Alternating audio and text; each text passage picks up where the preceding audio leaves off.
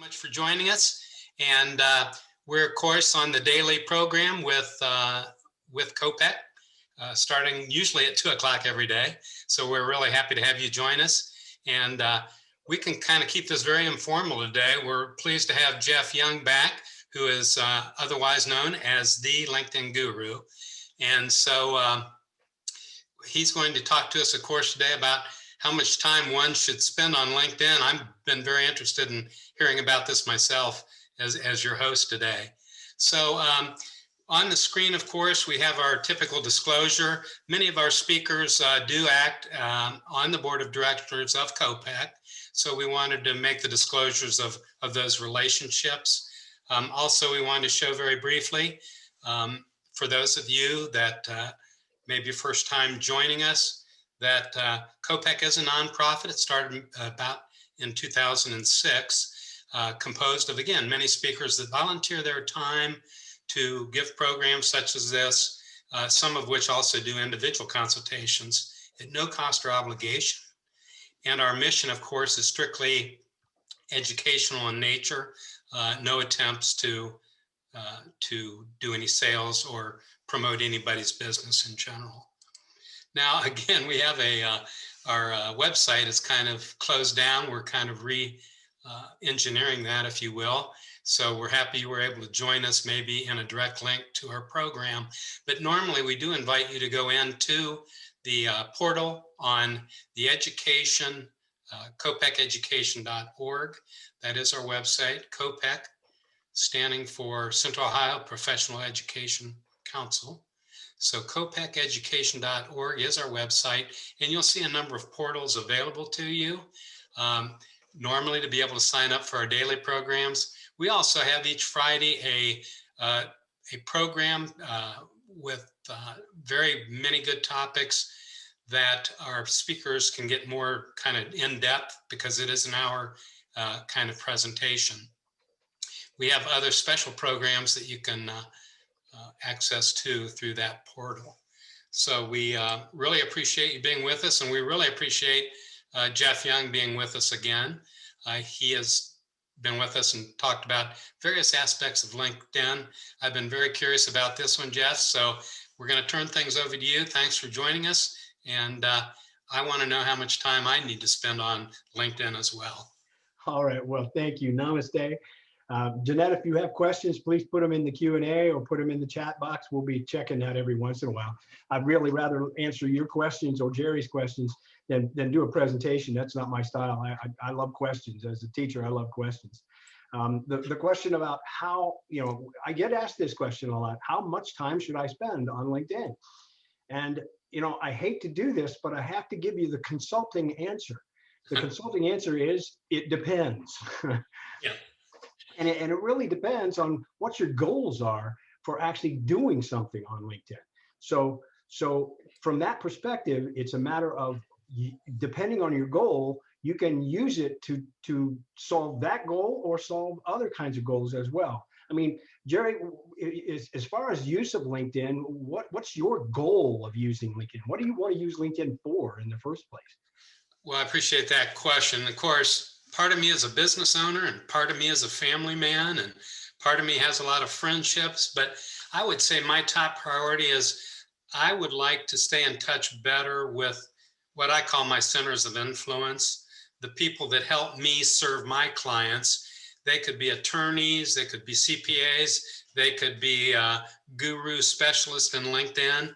All those people are kind of on my team to help my clients, and I call them centers of influence. So how can I best reach them through LinkedIn, and how much time should I spend on it? Well, okay, so obviously you can spend as much time as you have.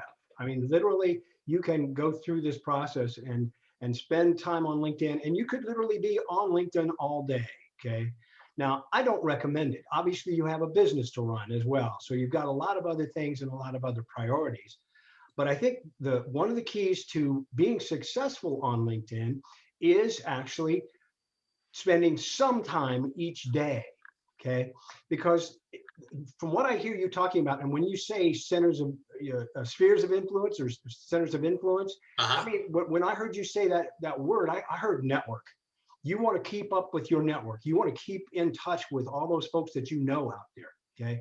And in order to do that, you really then end up having it. Obviously, you're not going to be able to do that with the folks who are in your network that they don't spend any time on LinkedIn. So your tribe, if you will, your network out on LinkedIn would be the folks that are actually using LinkedIn as a tool right now as well. And let's go back, let's go back in time. Let's go back BC. Okay. That's before COVID, by the way. Okay. So point being, not quite BC, far, just before COVID. Okay. LinkedIn was always important. Okay. But now, okay, when we are now talking about, a different time frame, AD, which is kind of like after disruption, okay, and it's even more important because the tool is extremely important to help you to network with folks.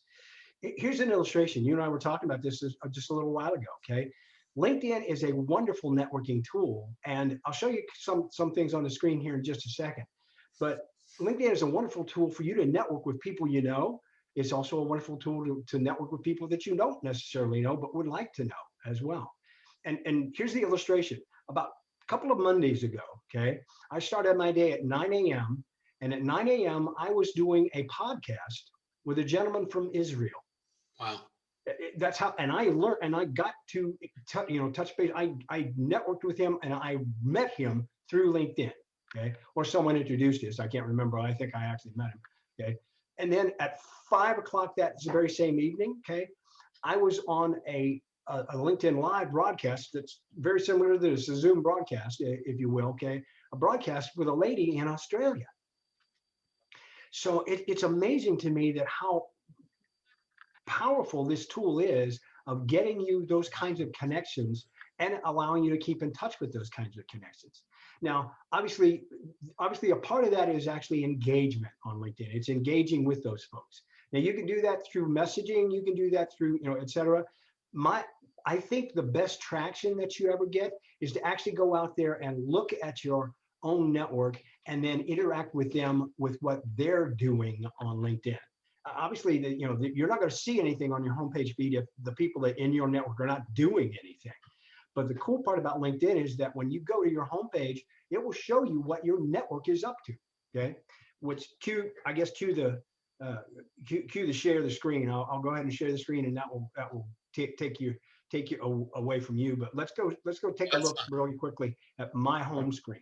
Okay, here's my homepage, and I'll refresh it just to get something up that's new and different because it says new posts. Okay, so here's what's happening. Okay, when I go to my home screen and as you scroll down through here, this could be a black hole, by the way. I want to warn anyone who comes to this in the first place is that you could literally spend all day doing this because it's just like going out on Facebook and seeing what's going on, right, with your family and friends. Well, this is your network doing stuff, and I am seeing this stuff for two reasons. First of all, because my network did something to it. So here, the gentleman I know by the name of Craig Allen commented on this post, and that's why I'm actually seeing it. Okay, and so I might want to join and comment here as well, or join the conversation, and that's available on every single post that you have here. So I recommend doing this for at least a few minutes every day, going out there, finding something that you're interested in. Okay, and when someone commented on this, and someone has got their, are you disappointed? It's a video. Are you disappointed? So I'm going to go back here and disappointed with your post views. Okay, so people are contributing content and not getting enough views. Here's somebody who's going to help you with that. Okay, I can do a myriad of kinds of things in terms of networking. I can take it and I can like it. And oh, by the way, there are other emoticons. There's celebrate it, support it, love it. Okay, I think it's insightful, or I'm curious about it. Okay, they're all pretty much equal, but they're different emotions that you would want to portray. Okay, and then I can comment on it, and that's what I really love about this tool. I've met so many people because someone that I don't even know, I've commented on something that they've done, and that has started the conversation. Okay, and that's how this networking works. And keeping in touch with your own people, that's way this is a way you can do that as well. Hey Jeff, Jeff, can I back up? You Yeah. got this original post from, what was his man name, was Craig or something? Yeah, Craig, that one up there at the top. Was Okay. he, I am seeing that because Craig commented on it. but And here's Craig's comment. is he in your network already? Yes. Do you get things from people that aren't in your network? Well, okay, because he commented on it, this person, Les Johnson, is a second degree connection. So that person is not a part of my network. I'm not connected to that person, but I'm seeing that person's stuff because someone in my network, Craig, commented on it in the first place. Then you might invite Les to join your network if you felt like you wanted to. Sure. I mean, because looking at him here, there's a way that you can see, as I pointed at it, it pops up a little bit about who he is, but I can always go to his profile and find it, So if my network person thought his content was worth a comment, then maybe it might be worth connecting with him as well. So that's a way of networking and getting a new connection. And Jeff, not to get you off track, but can I go back one more time too? Because you mentioned Facebook. So do you generally recommend that people do more of their personal social type stuff other than LinkedIn and use this more in a business or networking concept? Yeah, I do. I mean, this is a business platform, okay? So I would not, I mean, I guess the classic example is, I really hope nobody goes out here and posts cat videos, okay? Because that's Facebook, okay? That's silly, that's Facebook. That's totally personal kind of stuff. Now, if someone posts a cat video that owns a cat food business though, well, see what I'm saying? That might actually match their brand. So I guess the point is that you should keep a professional persona out here, but people don't buy from a company. People don't buy from a logo. People buy from people. So it's okay to illustrate that you're a person here as well. I mean, a lot of times when I'll make a comment or something along those lines, I'll joke about something because that's my style. I'll say, I'll put in a slightly funny reference or something along those lines. And I don't see anything wrong with that at all, if that's your style. Okay.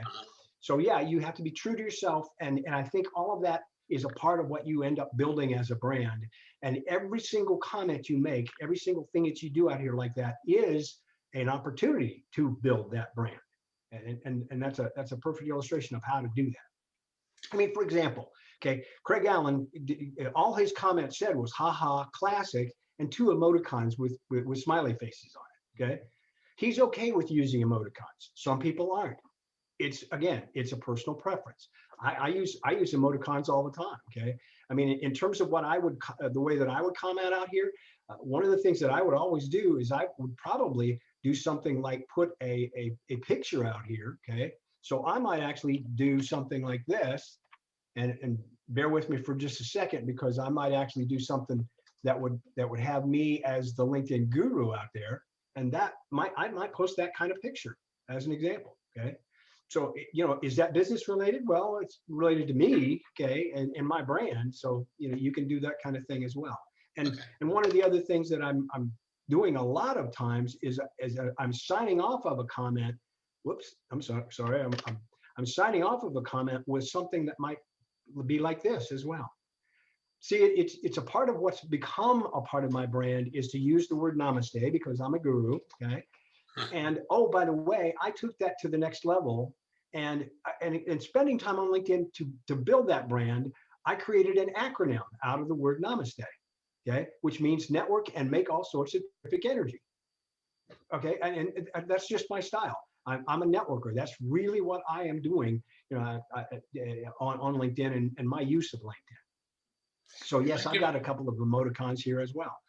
One of which is the namaste hands, and another one of which that you may or may not recognize, and it might be too small to see. Okay, but it is this. Okay, and unless you've been living under a rock for the last 55 years, you probably know what that is. Okay, that's live long and prosper, and I'm also a Star Trek nut. So again, people who get used to me, and the really interesting thing about putting that out there, if you spend time on LinkedIn, you're going to find people who are like you on LinkedIn, because they're going to interact with what you do. So that's a key to the process as well. I'll use my own example, but again, anybody in the audience, please go ahead and chat with us so we can respond to your questions and your interests. But one that I have is, I have a service that would serve, let's say, elder law attorneys.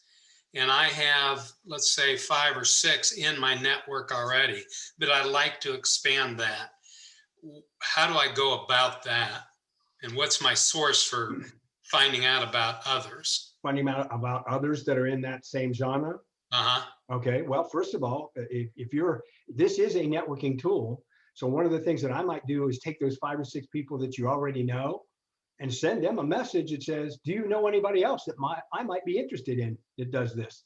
Yeah. Okay. That's it's as simple as that. Okay. Now you can also use this tool to go up here in the upper left-hand corner and do searches for that as well. Okay, you can search for particular kinds of titles and and all that, and the search capabilities are just phenomenal. I mean, literally, you could spend all day doing that as well. So all of these activities are great activities. I think, again, my point about spending some time each day on LinkedIn is valid in terms of you should spend some time, but it depends on how you spend your time and how effectively you spend your time in knowing how the tool works to go find what it is that you're interested in and talk with the people that you're interested in talking with. Okay. Now, for a newer person getting involved in this, and I remember you saying something about this in the past, but is it better, rather than to kind of start building it piecemeal, is it better to devote some good time to it, a half a day or something, and get everything set up like your profile and, at least at the front end, and then kind of maintain it after that? That's an extremely good suggestion. Yes, I have talked about it that way as well. Your profile on LinkedIn is where your brand shows through. Okay, it is your persona on LinkedIn first. Okay, so if you're going to go to your profile and look stuff up, do you mind if I bring your profile up? Not at all. Okay. I've got a lot of work to do.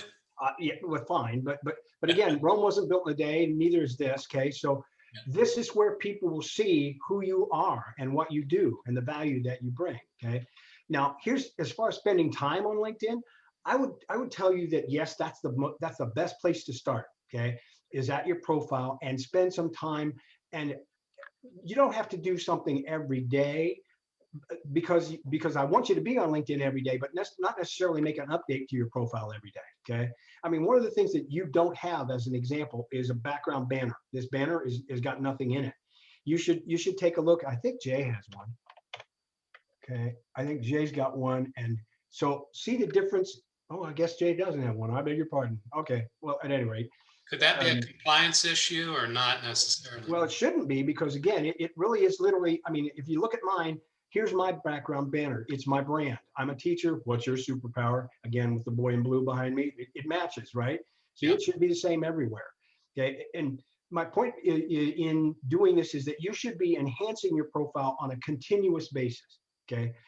Now, does that mean make a change to it every single day? No, not necessarily. I mean, when I finally decided on what I really wanted as a banner, I put that banner up there, and it's going to stay for a little while. Other people are different. I have a gentleman that I know in the UK that changes his background banner more than I change socks. Okay? Not literally, but he does actually change his banner about once a week. Okay, because he uses his banner as an advertising platform. But all of the rest of this stuff that you can put out here is extremely important as well. I mean, for example, the things that I illustrated earlier, the fact that I was actually on a podcast with a gentleman in Israel, that's listed on my profile. It's there for people to take advantage of. Here's the lady who was actually the person that I talked to in Australia. Okay, so that's there as well. So putting that stuff there shows kind of a social proof, if you will, that you can do those kind of things. So profiles first. Yes, I would concentrate on spending time on LinkedIn to get your profile up to snuff. Let's put it that way. Again, it's never done, but you can always make it look better. You can always make it a better brand. Okay. Second thing is I would spend time doing what we've been talking about, which is the people portion of LinkedIn, in terms of networking with people, in terms of finding other people, in terms of searching for other people, and going back to your existing network and interacting with them as well.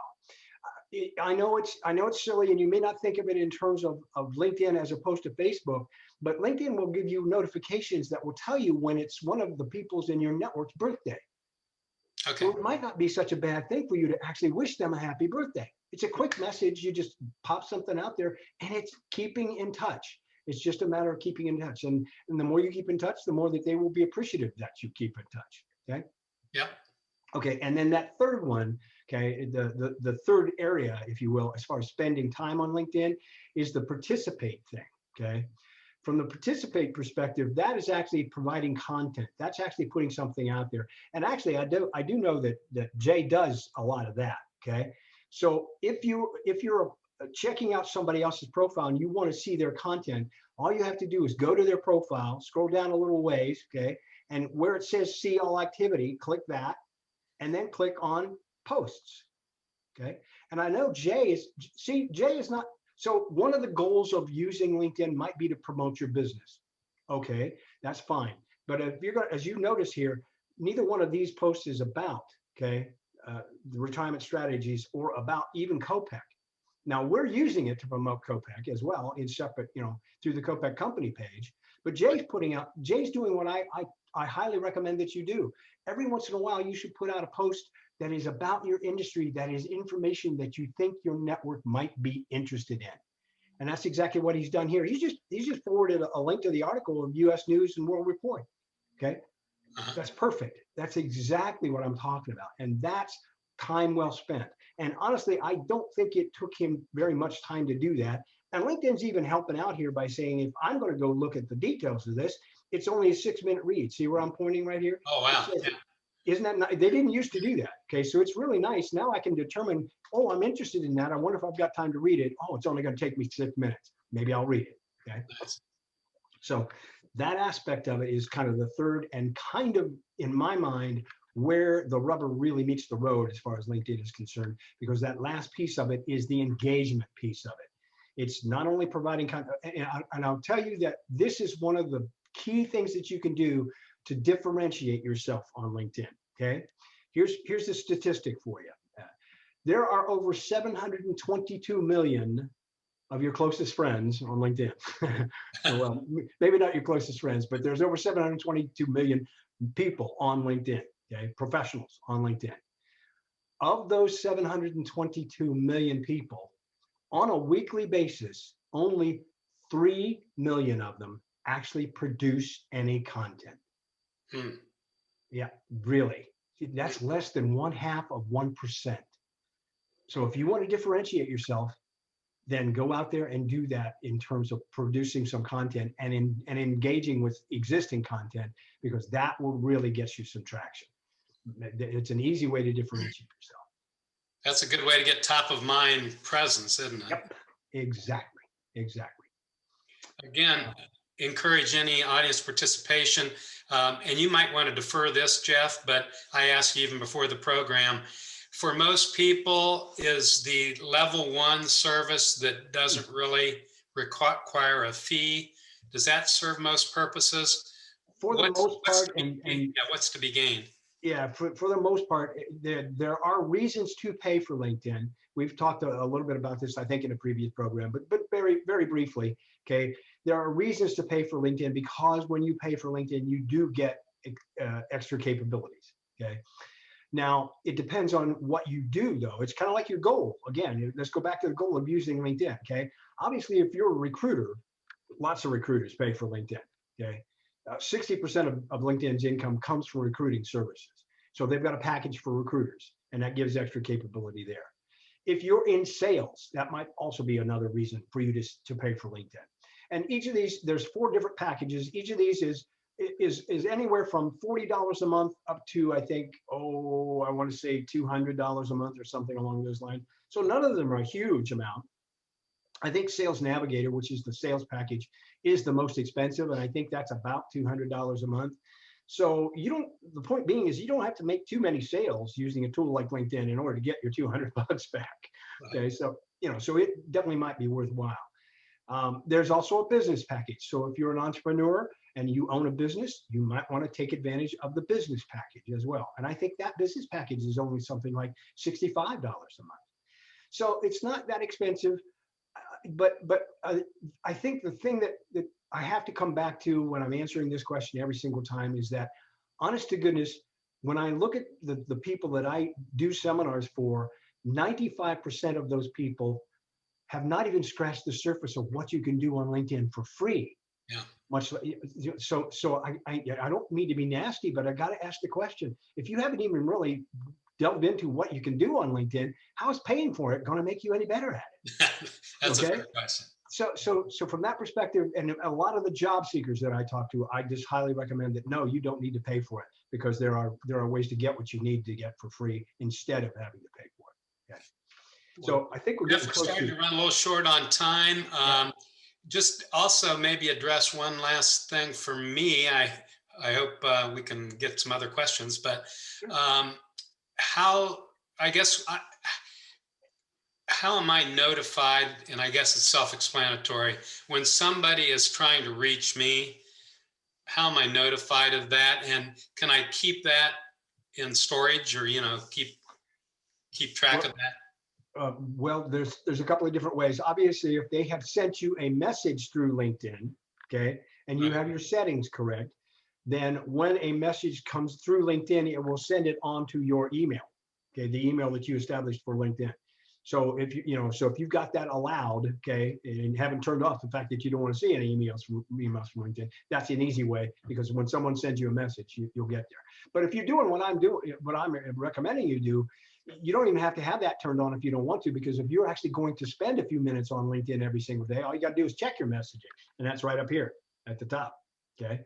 Okay. Now, the other way that you get information about LinkedIn, and this does not usually generate too many emails, okay, is through this thing over here just to the right of messaging, and it's called notifications.